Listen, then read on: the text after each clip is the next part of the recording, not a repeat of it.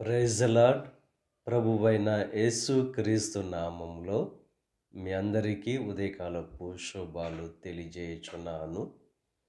ఈరోజు దేవుడు మనకు అనుగ్రహిస్తున్న అతి శ్రేష్టమైన వాగ్దానము యెషయా గ్రంథము 41వ అధ్యాయము 10వ వచనాన్ని చదువుకుందాము. దిగులు పడకుము, నేను నిన్ను బలపరుతును. ఈరోజు దేవుడు అతి శ్రేష్టమైన వాగ్దానం మనకు జీవితంలో అనుగ్రహిస్తున్నారు. దిగులు పడవద్దని చెప్పి దేవుడు తెలియజేస్తూ, నేను నిన్ను బలపరుస్తానని చెప్పి దేవుడు వాగ్దానం చేస్తున్నారు. ఈ లోకంలో ఉన్న మనుషులు మనల్ని బలహీనపరచడానికి ప్రయత్నం చేస్తారు. ఎప్పుడైతే బలహీనమైన పరిస్థితుల్లోకి మనం వెళ్ళిపోతామో దిగులు అనేది మనకు ప్రారంభమవుతుంది. కనుక ఏ విషయమైతే మీరు దిగులుగా ఉన్నారో ఆ యొక్క దిగులు పడవద్దని చెప్పి దేవుడు మీతో సెలవిస్తున్నారు. ఆ దిగులు పడకుండా ఆ సమస్యల నుండి, ఆ కష్టాల నుండి విడుదల కలుగు చేసే దేవుని వైపు ఎప్పుడైతే మనం చూస్తామో దేవుడు మనల్ని బలపరిచేవారుగా ఉన్నారు.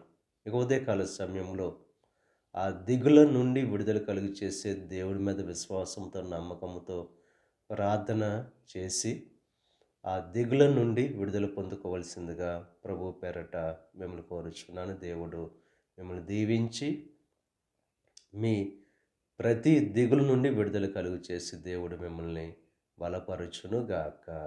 ఆమేన్. ప్రార్థన చేసుకుందాం.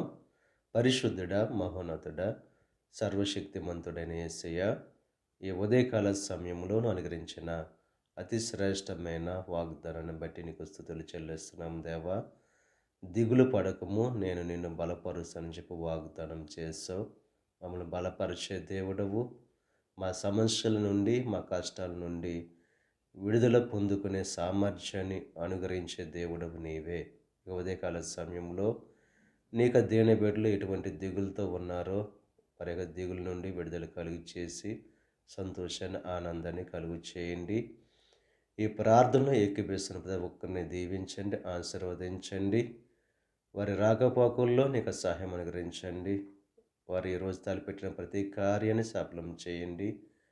ఈ దిన ఆశీర్వాదాలు ప్రతి ఒక్కరి మీద మెండుగా కుమ్మరింపచేసి నీ దీవెనతో నింపి నడిపించమని మా ప్రభువైన యేసు క్రీస్తు నామం పేరట వేడుకొనుచున్నాం తండ్రి. ఆమేన్. తండ్రి, కుమార, పరిశుద్ధాత్మ త్రియేక దేవుని యొక్క కృప సదాకాలం మనకు తోడై ఉండి దేవుని యొక్క దీవెనలు, ఆశీర్వాదాలతో నింపి నడిపించునుగాక. ఆమేన్.